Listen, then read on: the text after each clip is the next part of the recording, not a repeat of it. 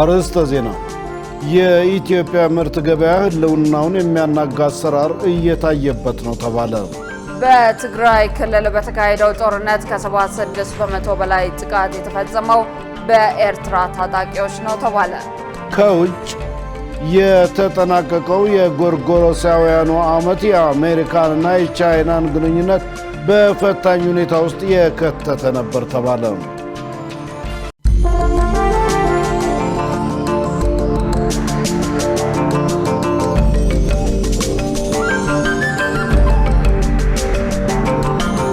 ጤና ይስጥልኝ ክቡራን ተመልካቾቻችን፣ ከኢሳት ነጻ ህዝብ ሚዲያ የሰዓቱን ዜና ይዘን ቀርበናል። ትዕግስት ተስፋዬና እኔም ደረጀ ይልማ ዜናውን ወደ እናንተ እናደርሳለን። ለምልክት ቋንቋው ደግሞ ዳዊት ጎሳዬ አብሮናል። ወደ ቀዳሚው ዜና አልፋለሁ። የኢትዮጵያ ምርት ገበያ ህልውናውን የሚያናጋ አሰራር እየታየበት ነው ተባለ። በሌላ በኩል ተቋሙ የሚጠበቅበትን ባለመስራቱ በ3 ዓመታት ውስጥ በቢሊዮኖች የሚቆጠር ገቢ በማባከኑ በፌዴራል ዋና ኦዲተር ወቀሳ ቀርቦበታል። ገነት ዘዘው አዘጋጅተዋለች።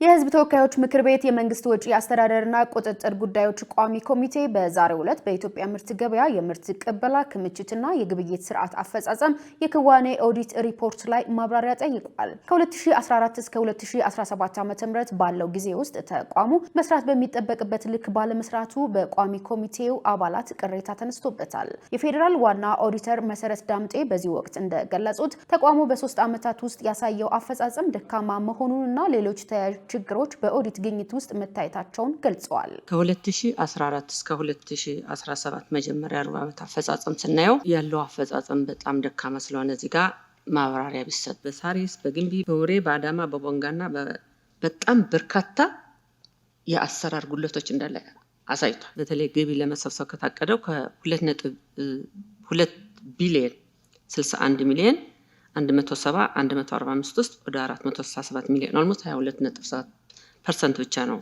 የተሰበሰበውና አንዱ ገቢ ማሳደግ ወጪ መቀነስ ነው። ምክትል ዋና ኦዲተር ሀጂ ኢብሳ በበኩላቸው በተቋሙ ላይ በተገኘው የኦዲት ግኝት ሪፖርት መሰረት ህልውናውን የሚያናጋና ከገበያ የሚያስወጣው አሰራር እንደታየበት አንስተዋል።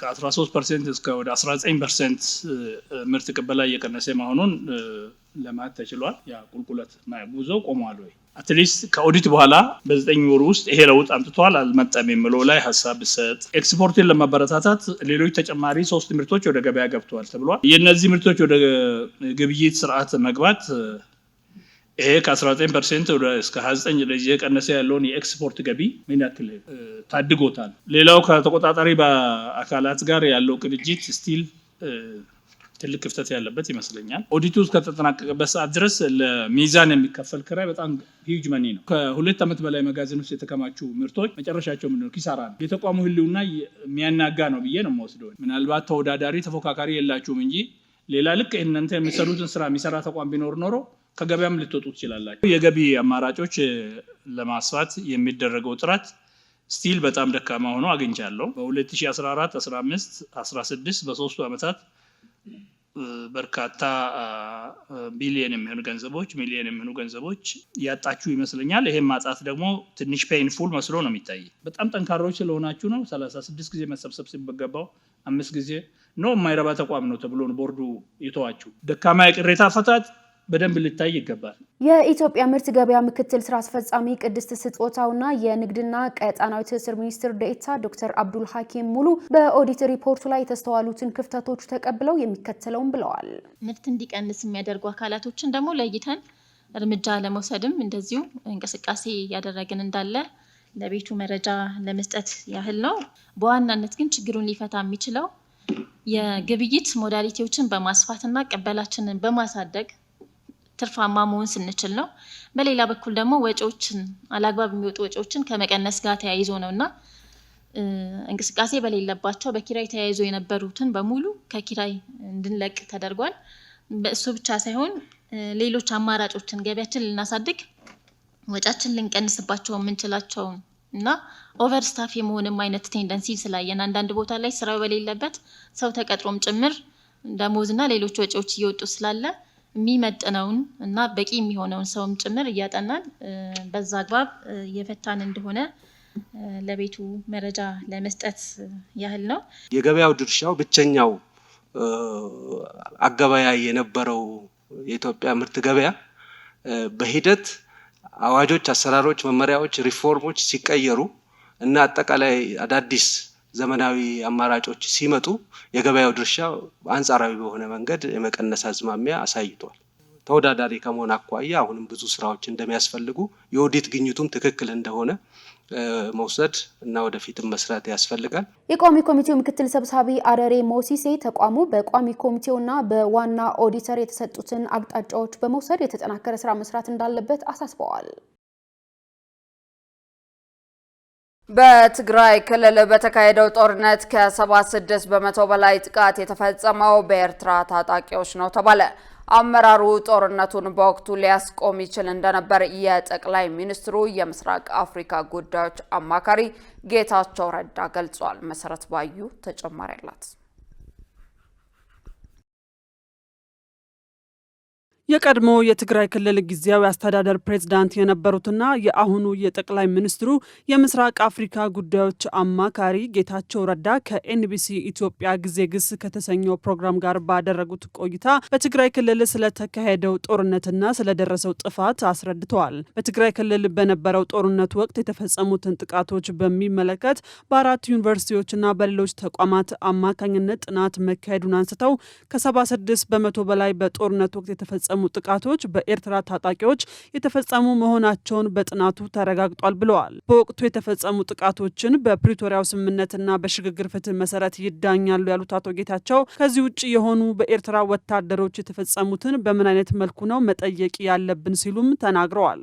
The bulk of the crimes 76% ይላል ያጠናነው ጥናት I can make it available። አሁን ኢንኮንቪኒየንስ ስለሆነ አይወጡትም።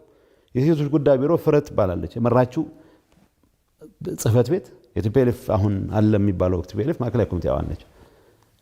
ያረግነው በጣም ኤክስቴንሲቭ ጥናት የሚያሳየው 76% of the crimes were committed ሲስተማቲክ በሆነ መንገድ በኤርትራ ወታደሮች ነው የተፈጸሙት።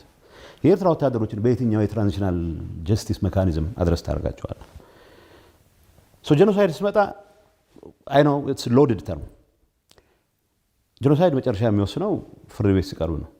ግን የጄኖሳይድ ዴፊኒሽን ደግሞ ብዙ ሰዎች ከዘር ጋር ብቻ ይያዙታል። የኢትዮጵያ ወንጀለኛ መቅጫ ሕግ ስታይ ጄኖሳይድ ማለት በዘር፣ በእምነት፣ በቋንቋ ወይም በፖለቲካ አስተሳሰብ አንድ የሆነን ማህበረሰብ በከፊል ወይም በሙሉ ለማጥፋት የሚደረግ እንቅስቃሴ ነው። ቲፒኤልኤፍን ማጥፋት አለብኝ የሚል ፖዚሽን ኢሳያስ አፈወርቂ ያልነበረውም በአደባባይ የሚገለጽ ይህን ከተጠቀምኩ በኋላ ጥያቄው ጄኖሳይድ ተፈጽሟል፣ ስለዚህ አይሆንም ብትል ነው የሚሆነው። በነበረው ኮንቴክስት የትግራይን ጥፋት በሚመለከት ካራክተራይዝ አድርጓል። ኤትኒክ ክሊንሲንግ ተፈጽሟል ዌስተርን ትግራይ ላይ ጥናት። ኤትኒክ ክሊንሲንግ ማን ፈጸመው ብለን ስንል ያው የሚመጡ ስሞች አሉ። አቶ ጌታቸው በጦርነቱ ወቅት ሊያስቀሯቸው የሚችሉ ግጭቶች እንደነበሩ አስታውሰው በወቅቱ የነበሩ አመራሮች ኃላፊነት ለመውሰድ ዝግጁ እንደነበሩ ገልጸዋል። በትግራይ ውስጥ የደረሰው ጥፋት በብዙ መልኩ ተንትነናል፣ በብዙ መልኩ አይተናል። አቮይድ ማድረግ እንችላቸው የነበሩ ግጭቶች ነበሩ። እንዳልከው ከሰኔ በኋላ በተወሰነ ርቀት ወሎን በተቆጣጠርንበት ሁኔታ ማቆየት እንችላል ነበረ። ሶዛ ውስጥ ራሳችንን የምንወቀስባቸው ብዙ ክሶች ይቀርቡብናል። ኮንሲስተንትሊ እኔ የምለው እንደ አመራርም አትሊስት ለይስሙላ ሊመስል ይችላል፣ ግን ኃላፊነት ለመውሰድ ዝግጁ ነን እያልን የመጣ ነው። ትረስት በእኔ እምነት ትልቁ ዲስትራክሽን የተፈጠረው የመጀመሪያው ዙር ላይ ነው። ሶዛ ውስጥ ትምህርት ቤቶች ታርጌትድ ነበሩ፣ የልማት ተቋማት ታርጌትድ ነበሩ። የሰሜኑ ጦርነት በሀገር የኢኮኖሚ፣ የማህበራዊ እንዲሁም የፖለቲካዊ ጉዳዮች ላይ አሉታዊ ተጽዕኖ ማሳደሩ ይታወቃል። በተያያዘ ዜና አቶ ጌታቸው ረዳ ጥቅምት 24 ቀን 2013 ዓ.ም በሰሜን እዝ ላይ በተፈጸመው ጥቃት እጃቸው እንደሌለበት ተናገሩም።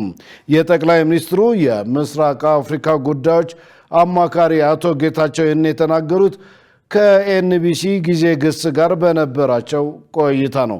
ትዕግስት ተስፋዬ ያዘጋጀችውን ሙሉቀን ሰለሞን እንደሚከተለው ያቀርበዋል። ጥቅምት 24 2013 በሰሜን ዕዝ ላይ በተፈጸመ የህወሓት ቡድን ጥቃት የበርካታ ዜጎች ህይወት መጥፋትን ጨምሮ በአገሪቱ ከፍተኛ ጉዳት ያስከተለ ለ2 ዓመታት የዘለቀ ጦርነት መካሄዱ ይታወቃል። በአሁኑ ሰዓት የጠቅላይ ሚኒስትሩ የምስራቅ አፍሪካ ጉዳዮች አማካሪና በወቅቱ ከህወሓት አመራሮች መካከል አንዱ የነበሩት አቶ ጌታቸው ረዳ ከኤንቢሲ ቴሌቪዥን ጋር ቆይታ ባደረጉበት ወቅት ጥቅምት 24 ቀን 2013 ዓ.ም በሰሜን ዕዝ ላይ ጥቃት በተፈጸመበት ወቅት በሌላ ቦታና ሁኔታ ላይ እንደነበሩ ገልጸው ስለ ጥቃቱ እንደማያውቁ ተናግረዋል። የሆነ ጓደኛችን በርዝዴይ ነበር ተብሎ እዛ ነበርኩና ተጠራሁ። ወደ ቤት መግባት አለብህ ምናምን ተባልኩ። በአስቸኳይ ወደ ቤት መግባት አለብህ ብሎ አለም ደወለልኝ። እዛ ቤት መጥቶ አይ አንዳንድ እንቅስቃሴዎች ስላሉ ቤት ብትሆን ይችላል። ሰው እኔና ጌታቸው ምንም ክሉ አልነበረም። ጌታቸው አሰፋም አያውቅም ሰው ቤት እኔና እሱ ያው ያለን ተኩስ ተጀመረ ማለት ነው። ለማንኛውም እኔ እሱንም ጠራው። ቤታችን ተቀምጠን ያለ ያው ተኩስ ተነሳ። ደረስት አዘይ ሳይሲስ ግባ በጊዜ ግባ አንዳንድ እንቅስቃሴዎች ስላሉ ዛሬ ተዋልክ ገባው። ኢንፌክት ባለመግባት ኋላ ታደሰ ነው እንዳው ኢንሲስት አድርጎ ሴንትራል ኮማንድ ውስጥ መግባት አለበት። ምክንያቱም ያወጡት መግለጫ አስቂ ነው። መከላከያና ሰሜን ዕዝና እኛ ሆነን የሆነ ነገር አደረግን ነው የሚለው። እኔ በሆነ እሱን ስህተት አልፈጸምም ነበር። ትንሽ አትሊስት ፓለተብል የሆነ ሰው የሚገዛው ስቶሪ ሰራ ነበር ማለት ትንሽ ሪሌቲቭሊ ከኮሙኒኬሽን ጋር ቀራረባ ነው ሪሌቲቭሊ ግን ሰው እንደዛ ሆነ ማለት ስትራጂክ የሆነው ከዛ በኋላ ዳውን ሂል ጉዞ ነው። አክለውም የህወሓት ቡድን የትግራይ ክልል ማስተዳደርና አዲስ አበባን መቆጣጠር ለይቶ ማየት እንደማይችል ጨምሮ ገልጸዋል። አዲስ አበባ ያለውን ቦታ የማስመለስ ነው ኦብሴሽን የገባው። ድርድራችን መሆን ነበረበት። ትግራይ እኛ እያስተዳደርን ነው። በፌደራል ስልጣን የሚያክለን እንታግለን አልቻልንም። ስለዚህ በሰላም የምንኖርበት ሁኔታ እንፍጠር ብለህ ነው ድርድር የምትገባው። ኖ እኛ ከሌለንበት ያም መውጣት አለበት የሚል ድርቅና ተጀመረ። አሁን የቲፒኤልኤፍ ክላስ ትግራይን ማስተዳደር አዲስ አበባን ከመያዝ ለይቶ ማሰብ አይፈልግም። ምክንያቱም ትግራይ ላይ የሰራው ስራ የለም። ኦርፋን ነው ቲፒኤልኤፍ። በሌላ በኩል የሰሜኑ ጦርነት ቢጀመር የኤርትራ መንግስት ወደ ትግራይ ሊገባ እንደሚችል ከፌደራል መንግስት ተደጋጋሚ መልእክት እንደደረሳቸው ተናግረዋል። ፋክት ጠቅላይ ሚኒስትሩ የሰጠው መልእክት ነው የሚለው የኤርትራ መንግስት ኢንቴንሽን ክሊር ነው። ግጭት ውስጥ ከገባን አድቫንቴጅ ይወስዳል፣ ላስቆመው አልችልም። ስለዚህ ያለን ልዩነታችንን አብረን ብንሰራ ነው የሚያዋጣው ብሎ ጠቅላይ ሚኒስትሩ የሰጠለከለ ሁላችንንም አግኝተዋል። እኔ ጋር እንደ 10 ቀን ቆይቶ ነው የተመለሰው። ግን የተቀበለው ሰው አልነበር። ትክክለኛ ግምገማ ነበር። ትክክለኛ ግምገማ ነው። ምን እኮ ኦብቪየስ እኮ ነው። በሰሜኑ ክፍል የተካሄደው ጦርነት በአገሪቱ ከፍተኛ ሰብአዊና ቁሳዊ ጉዳት ማድረሱ ይታወሳል። ክቡራን ተመልካቾቻችን ከኢሳት ነጻ ህዝብ ሚዲያ ዜናዎቻችን አሁንም እንደቀጠሉ ናቸው። በቀጣይነት የቢዝነስና ኢኮኖሚ መረጃዎችን ወደ እናንተ እናደርሳለን። ባልደረባችን መሰረት ባዩ እየጠበቀችን ነው።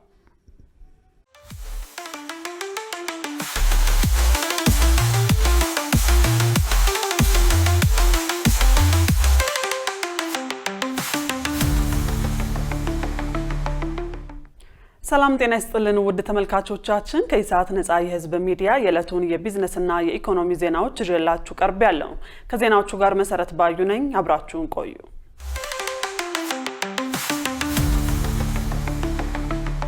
በፈረንጆቹ 2026 የኢትዮጵያን የዓለም ንግድ ድርጅት አባልነት ለመቋጨት ድርድር እየተደረገ ነው ተባለ። የዓለም ንግድ ድርጅት ድርድር ብሔራዊ ኮሚቴ የአባልነት ጥያቄውንና የኢትዮጵያን የባለ ብዙ ወገንና የሁለትዮሽ ድርድር ወቅታዊ ክንውን ገምግሟል። የንግድና ቀጠናዊ ትስስር ሚኒስትርና ዋና ተደራዳሪ ዶክተር ካሳሁን ጎፌ ሰሞኑን በተካሄደው የዓለም ንግድ ድርጅት ጠቅላላ ጉባኤ ያደረጉት ተሳትፎ ድርድሩን ወደፊት በመግፋት ያመጣውን ውጤት አብራርተዋል። በዚህም እስካሁን ከ8 ሀገራት ጋር የሁለትዮሽ የገበያ ዕድል ድርድር መጠናቀቁን አባልነቱ ለማሳካቱ ወሳኝ ምዕራፍ መሆኑን ተናግረዋል። ከቀሪ 9 አባል ሀገራት ጋር የሚኖረውን ድርድር በፍጥነት ለመቋጨት በትጋት እየተሰራ እንደሚገኝም ሚኒስትሩ አስረድተዋል። ብሔራዊ ኮሚቴው በ6ኛው የስራ ቡድን ስብሰባ ላይ በተነሱና በቴክኒክ ኮሚቴው በቀረቡ ጉዳዮች ላይ ውሳኔ አሳልፏል። የቴክኒክ ቡድኑ ለ7ኛው የስራ ቡድን ስብሰባ የሚያስፈልጉ ሰነዶችን አጠናቆ ለሴክሬታሪያቱ እንዲያቀርብ አቅጣጫ መቀመጡ ተመልክቷል። ሰባተኛው የስራ ቡድን ስብሰባ በመጪው የፈረንጆቹ አዲስ ዓመት የመጀመሪያ ሳምንታት ውስጥ ለማካሄድ መታቀዱንም ሚኒስትሩ አስታውቀዋል። በፈረንጆቹ 2026 የኢትዮጵያን አባልነት ለመቋጨት በቅንጅትና በትብብር እንደሚሰራ ተናግረዋል። የባንኮች የእርስ በርስ የገንዘብ ዝውውር 1.26 ትሪሊዮን ብር መድረሱን ብሔራዊ ባንክ አስታወቀ።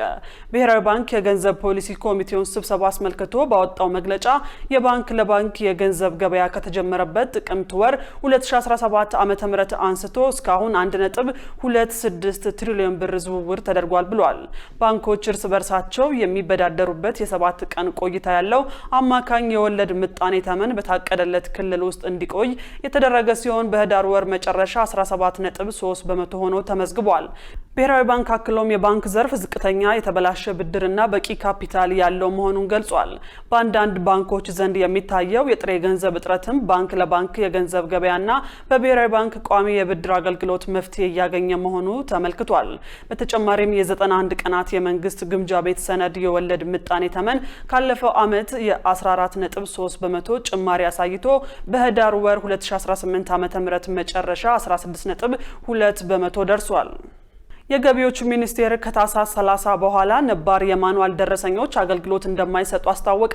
የገንዘብ ሚኒስቴር እስከ ታህሳስ 30 ቀን 2018 ዓ.ም ድረስ አዲሱን ባለፈጣን ምላሽ ኮድ ደረሰኝ ያላሳተሙ ወይንም ያሳተሙትን ያልተረከቡ ግብር ከፋዮች ሂደቱን በአስቸኳይ እንዲያጠናቅቁ አሳስቧል። በዚህም ከተጠቀሰው ጊዜ በኋላ ነባር የማኑዋል ደረሰኞች በማንኛውም ሁኔታ ተቀባይነት እንደማይኖራቸው ሚኒስቴሩ አስታውቋል። ሚኒስቴሩ ባወጣው መረጃ መሰረት አዲሱ የኪውአር ኮድ ደረሰኝ በይፋ ወደ አገልግሎት መግባቱን ተከትሎ እስካሁን የህትመት ጥያቄ ያላቀረቡ ግብር ከፋዮች እስከ ተጠቀሰው የጊዜ ገደብ ድረስ ጥያቄያቸውን እንዲያቀርቡና ወደ አዲሱ አሰራር እንዲገቡ ጥሪ አቅርበዋል። በተመሳሳይ የህትመት ጥያቄ አቅርበው ነገር ግን የታተመላቸውን ደረሰኝ ያልወሰዱ ግብር ከፋዮች በሚከፍሉበት የቅርንጫፍ ጽህፈት ቤት ወይንም በየታክስ ማዕከላቸው በመገኘት ደረሰኞቻቸውን እንዲረከቡ አሳስበዋል። የክልል የከተማ አስተዳደር ገቢዎችን በተመለከተ የህትመት ጥያቄ አቅርበው ደረሰኛቸው ያልወሰዱ አካላት በብርሃንና ሰላም ማተሚያ ቤት በመገኘት እንዲረከቡ ሚኒስቴሩ መመሪያ አስተላልፏል። ፖስታ ገበያ የተሰኘ ዘመናዊ የኤሌክትሮኒክስ ግብይት ስርዓት በይፋ ስራ ጀመረ። አዲሱ ስርዓት የአነስተኛና መካከለኛ አምራች ኢንተርፕራይዞችን የገበያ ተደራሽነት የሚያሳድግ ተጨማሪ አማራጭ እንደሆነም ተጠቅሷል። የግብይቱ ስርዓት በተለይ አነስተኛና መካከለኛ ማኒፋክቸሪንግ ኢንተርፕራይዞችን ተጠቃሚ ለማድረግ ተዘጋጅቶ የቀረበ ሲሆን በኢትዮጵያ ኢንተርፕራይዝ ልማት የአነስተኛና መካከለኛ ኢንተርፕራይዝ ፋይናንስ ፕሮጀክት ድጋፍ የለማ ነው። በማስጀመሪያው መርሃ ግብር ላይ ተገኝተው የመክፈቻ ንግግር ያደረጉት የኢንዱስትሪ ሚኒስትር አቶ መላኩ አለበል ይህ መተግበሪያ ኢትዮጵያ በዘመናዊነት ጉዞ ላይ ለምታስመዘግበው እድገት ማሳያ እንደሆነ አብራርተዋል። በተለይ ፖስታ ገበያ አነስተኛና መካከለኛ ኢንተርፕራይዞች የሚያጋጥማቸውን የገበያ መሰናክል በማቃለል በዓለም አቀፍ ደረጃ ተወዳዳሪነታቸውን እንደሚያሳድግ ገልጸዋል። ውድ ተመልካቾቻችን አሁን ደግሞ በእለቱ በተመረጡ ባንኮች ያለውን የውጭ ምንዛሬ ዋጋና የብሔራዊ ባንክ የወርቅ ግብይት መረጃ ተከታትለን እንመለስ።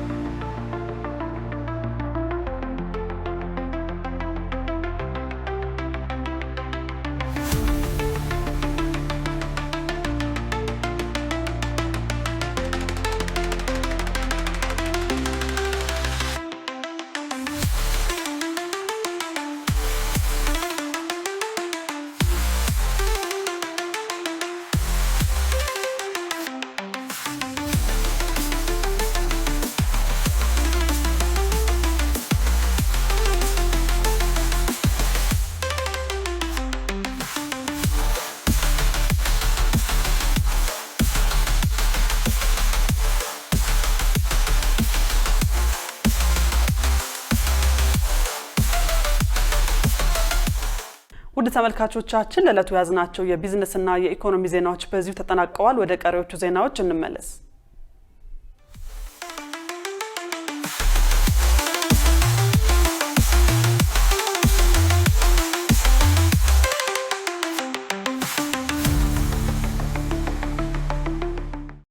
ክቡራን ተመልካቾቻችን ከኢሳት ነጻ የህዝብ ሚዲያ ዜናዎቻችን አሁንም እንደቀጠሉ ናቸው። በቀጣይነት ወደ ውጭ ዘገባዎች አምራለሁ። ሳውዲ አረቢያ የአረብ ኤሚሬቶች የየመንን የደቡባዊ ሽግግር ምክር ቤት እየደገፈች ነው በሚል ወቀሰች። ይህንን ተከትሎ አቡዳቢ በ24 ሰዓት ውስጥ ከአካባቢው እንድትወጣ በፕሬዝዳንታዊ አመራሩ ምክር ቤት ተነግሯታል። ሪያድም የፒኤልሲን ሀሳብ ተከትላ አቡዳቢ የደቡባዊ ሽግግር ምክር ቤቱን በጦር መሳሪያ እየደገፈች ነው በሚል ከሳለች። የየመን በሁቲዎች በደቡባዊ ተገንጣዮችና በፕሬዝዳንታዊ አመራሩ ምክር ቤት ኃይሎች ተከፍላ እየታመሰች ትገኛለች። ኤሚሬቶችም በየመን የምታደርገውን ጸረ ሽብር ዘመቻ ማቆሟንና ከየመን የመውጣቷን ነገር ይፋ አድርጋለች።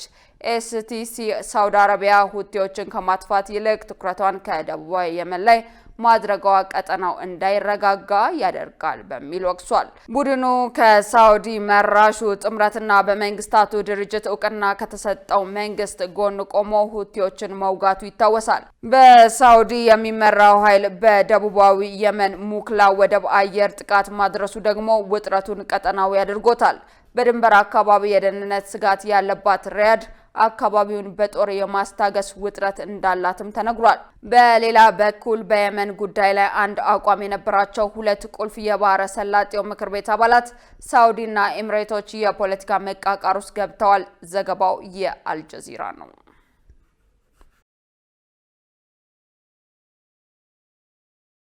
የተጠናቀቀው የጎርጎሮሳውያኑ ዓመት የአሜሪካንንና የቻይናን ግንኙነት በፈታኝ ሁኔታ ውስጥ የከተተ ነበር ተባለ።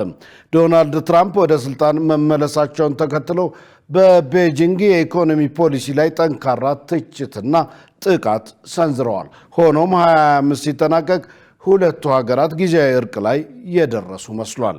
ዮሐንስ ተስፋ ተጨማሪ አለው።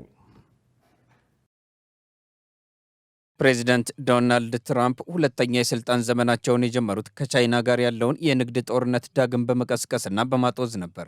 ቻይና በምርቶቻችን ላይ የምጥለው አማካኝ ታሪፍ እኛ በእነሱ ላይ ከምንጥለው በእጥፍ ይበልጣል በማለት በመጀመሪያ ላይ የተጣለው የ20 በመቶ ታሪፍ ቤጂንግ ፌንታሊን ወደ አሜሪካ እንዳይገባ በቂ መከላከያ ጥረት አላደረገችም በሚል እንደ ቅጣት የቀረበ ነው። ይህ ታሪፍ ትራምፕ የነጻነት ቀን ብለው በሰየሙት ዕለት ወደ 34 በመቶ ከፍ ያለ ሲሆን ቤጂንግ አጸፋዊ እርምጃ መውሰዷን ተከትሎ ደግሞ እስከ 145 በመቶ ከፍ ብሎ ነበር። ቻይና በበኩሏ የንግድ ጦርነት አንፈልግም፣ ነገር ግን የትራምፕም ሆነ የአሜሪካን ትንኮሳ አንፈራም የሚል አቋም የያዘች ቢሆንም በቻይና የማኒፋክቸሪንግ ማዕከላት ላይ ግን ጫናው በከፍተኛ ሁኔታ ይታይ ነበር። ላኪዎች አዳዲስ ገበያ ለመፈለግ ቢሯሯጥም የንግድ አለመረጋጋቱ ለስራ አጥነት ምክንያት ሆኗል። ባለፈው ዓመት ግንቦት ወር በጄኔቫ የተደረገው ውይይት መጠነኛ እፎይታ አስገኝቷል። ባለስልጣናቱ የ90 ቀናት እርቅ ያወጁ ሲሆን ዋሽንግተን በቻይና እቃዎች ላይ የጣለችውን ታሪፍ ወደ 30 በመቶ፣ ቤጂንግ ደግሞ ወደ 10 በመቶ ዝቅ አድርገዋል። ይሁን እንጂ ውጥረቱ እንደቀጠለ ነበር።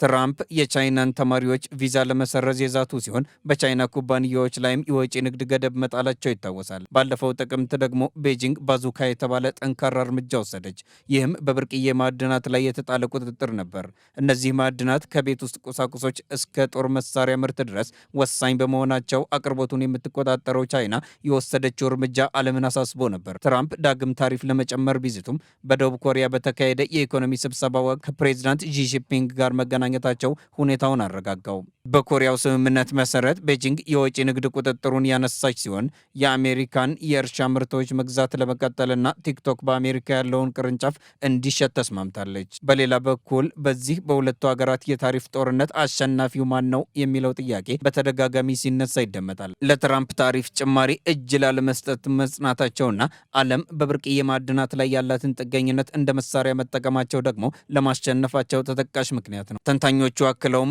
አሜሪካ ቻይናን በቀላሉ መቆጣጠር እንደማትችል እስካሁን አልተረዳችም ይላሉ። ዚችን ዋንግ በቻይና ግሎባላይዜሽን ማዕከል ተመራማሪ ናቸው። እርሳቸው በአልጀዚራ ቻይና ከአሜሪካ ጋር ያለባትን የንግድ ጦርነት እንዴት ገመግመዋለች? ያሸነፈች ወይም ድል የተቀዳጀች ይመስላት ይሆን በሚል ለቀረበላቸው ጥያቄ ምላሽ ሲሰጡ ይህን ብለዋል። አሁን በ2025 የመጨረሻ ቀን ላይ ነው የምንገኘው። በዚህ ዓመት የትራምፕ አስተዳደር በነጻነት ቀን ጭምር በመላው ዓለም በሚገኙ አጋሮቹ ላይ የታሪፍ ማዕቀብ በጣለበት ወቅት ቻይና ይህንን ኢኮኖሚያዊ ጫናና የታሪፍ ማዕበል ተቋቁማ የቆመች ምናልባትም በዓለም ብቸኛው ሀገር መሆኗ በጣም ግልጽ ነው። ቻይና የራሷን ጥንካሬ በተሳካ ሁኔታ በመጠቀም ከአሜሪካ ጋር እኩል ተፋልማ ውጤቱን ወደሚመጣጠን ደረጃ አምጥተዋለች። ባለሙያው አክለውም የቻይና ባለስልጣናትም ሆነ ህዝቦቿ ወደ ዋሽንግተን ሄደው በፕሬዚዳንት ትራምፕ ፊት ተንበርክከው ስምምነት እንዲደረግላቸው አልለመኑም በማለት በ2025 ማብቂያ ላይ ቻይና በማንኛውም የንግድ ጦርነት እንዳልተሸነፈች የሚሰማት ሲሆን የቻይና ህዝብም በአጠቃላይ ይህን ስሜት ይጋራል። ቻይና ክብሯን ጠብቃ ጸንታ ቆማለች ብለዋል። ምንም እንኳን ግንኙነቱ ለጊዜው ቢረጋጋም 2026 ተጨማሪ ውጥረቶችን ይዞ ሊመጣ ይችላል። ዶናልድ ትራምፕ በሚያዝያ ወር ቤጂንግን ይጎበኛሉ ተብሎ ይጠበቃል። ይሁን እንጂ በአሜሪካ የታይዋን ድጋፍና ፍትሐዊ ባልሆኑ የንግድ አሰራሮች ላይ ባሉ አለመግባባቶች ምክንያት እቅዱ ሊስተጓጎል ይችላል። የንግዱ ጦርነት ለጊዜው ቢቆምም በሁለቱ ሀያላን ሀገራት መካከል ያለው ሽኩቻ ግን አሁንም እንደቀጠለ ነው። መረጃውን ስናጠናቀር አልጀዚራን ዋቢያችን አድርገናል። ውድ ተመልካቾች ከኢሳት ነጻ የህዝብ ሚዲያ የሰዓቱ ዜና ወደ እናንተ መድረሱ እንደቀጠለ ነው። አሁን ደግሞ የስፖርት ዘገባዎችን ወደ እናንተ የምናደርስበት የአየር ጊዜ ላይ ደርሰናል። ሙሉ ቀን ሰለሞን ይጠብቀናል። ወደዛው እንለፍ። ለጤንነት ለምት ለወዳጅነት ሰላም ጤና ይስጥልን ተመልካቾቻችን፣ ከኢሳት ነጻ የህዝብ ሚዲያ ለዕለተ ረቡዕ ያዘጋጀናቸውን ስፖርታዊ መረጃዎች ይዘን ቀርበናል። ከመረጃዎቹ ጋር ሙሉቀን ሰለሞን። የኢትዮጵያ ከ20 ዓመት በታች ፕሪሚየር ሊግ የ2018 የውድድር ዘመን ጥር 16 ይጀምራል ተባለ። የኢትዮጵያ ከ20 ዓመት በታች ፕሪሚየር ሊግ የ2018 የውድድር ዘመን ከጥር 16 ጀምሮ በሐዋሳና በአዲስ አበባ ከተማ እንደሚካሄድ የኢትዮጵያ እግር ኳስ ፌዴሬሽን ይፋ አድርጓል። የዕጣ ማውጣት ስነ ስርዓት ጥር 14 ከጠዋት 3 ሰዓት ጀምሮ የየክለቡ ተወካዮች በተገኙበት እንደሚካሄድ ተገልጿል። የኢትዮጵያ ቡና እግር ኳስ ቡድን አዲስ አሰልጣኝ ለመቅጠር ተስማማ። በውጤት ቀውስ ምክንያት ከቡድኑ ዋና አሰልጣኝ አብይ ካሳሁን ጋር በስምምነት የተለያዩ ኢትዮጵያ ቡናዎች አሰልጣኝ ሳምሶን አየለን ለመቅጠር ተስማምተዋል። አሰልጣኝ ሳምሶን ከዚህ ቀደም ዳሽን ቢራን፣ ሶል ሽረን፣ ድሬዳዋ ከተማና ኢትዮ ኤሌክትሪክን በማሰልጠን የሚታወቁ ሲሆን ከጥቅማ ጥቅም ጉዳዮች ጋር በተያያዘ ድርድር ካደረጉ በኋላ ቡድኑን ይረከባሉ ተብሎ ይጠበቃል። የአሰልጣኙ ቅጥር የሰነድ ዝግጅት እስኪጠናቀቅ ቡድኑ በቀጣይ ረቡዕ ከመቻል ጋር በሚያደርገው ጨዋታ በምክትሎቹ ባይሎ አድማሱና በታፈሰ ተስፋዬ እንደሚመራ ሶከር ኢትዮጵያ አስነብባለች። የአፍሪካ ዋንጫ የመጨረሻ የምድብ ጨዋታዎች ዛሬ ይደረጋሉ። በአፍሪካ ዋንጫ ውድድር ዛሬ 4 ጨዋታዎች ሲደረጉ የኢኳቶሪያል ጊኒና የአልጄሪያ እንዲሁም የሱዳንና የቡርኪና ፋሶ ጨዋታዎች ከምሽቱ 1 ሰዓት ጀምሮ በመካሄድ ላይ ናቸው። ጋቦን ከኮት ዲቯርና ሞዛምቢክ ከካሜሩን ደግሞ ከምሽቱ 4 ሰዓት ጀምሮ ይጫወታሉ። ጨዋታዎቹ ዛሬ ምሽት ሲጠናቀቁ 16ቱ ጥሎ ማለፉን መቀላቀላቸውን ሲያረጋግጡ ኮሞሮስ፣ ዛምቢያ፣ አንጎላ፣ ዚምባብዌ፣ ዩጋንዳ፣ ቦትስዋና፣ ኢኳቶሪያል ጊኒና ጋቦን ደግሞ ከምድቡ የተሰናበቱ ሀገራት ሆነዋል። ከተረጋገጡ መርሃ ግብሮች መካከል ሞሮኮ ከታንዛኒያ፣ ቱኒዚያ ከማሊ፣ ዲሞክራቲክ ኮንጎ ከአልጄሪያ፣ ግብጽ ከቤኒን በጥሎ ማለፍ ጨዋታዎች የሚገናኙ ሀገራት ናቸው። ቀሪ ተጋጣሚዎች ከዛሬ ጨዋታ በኋላ ይታወቃሉ። የጥሎ ማለፍ ጨዋታዎች ከፊታችን ቅዳሜ ጀምሮ ይካሄዳሉ። ለ2026 የኢፋ የዓለም ዋንጫ በቀን በአማካይ የ10 ሚሊዮን ቲኬት ጥያቄ እየቀረበ መሆኑ ተገለጸ።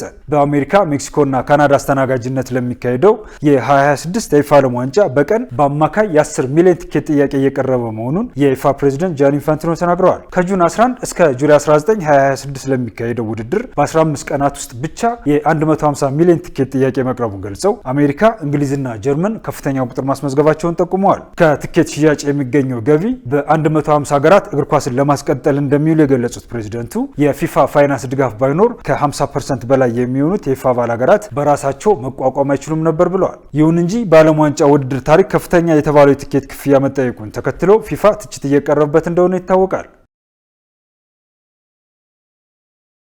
ተመልካቾቻችን ከኢሳት ነጻ የህዝብ ሚዲያ ለዕለቱ ያዘጋጀናቸው ስፖርታዊ መረጃዎቻችን የተከታተላችኋቸው ይመስሉ ነበር። ከመረጃዎቹ ጋር ሙሉቀን ሰለሞን አብራችሁ ቆየሁ። መልካም ጊዜ ይሆንላችሁ። ለጤንነት ለምት ለወዳጅነት ክቡራን ተመልካቾቻችን ከኢሳት ነጻ የህዝብ ሚዲያ ለሰዓቱ ያዝናቸው ዘገባዎች በዚህ ተጠናቀዋል። ትዕግስት ተስፋዬና እኔም ደረጀ ይልማ ዜናው ወደ እናንተ አድርሰናል። ለምልክት ቋንቋውም እንደዚሁ ዳዊት ጎሳኤ አብሮን ቆይቷል። ከቀሪ የኢሳት ዝግጅቶች ጋር ሰናይ ጊዜ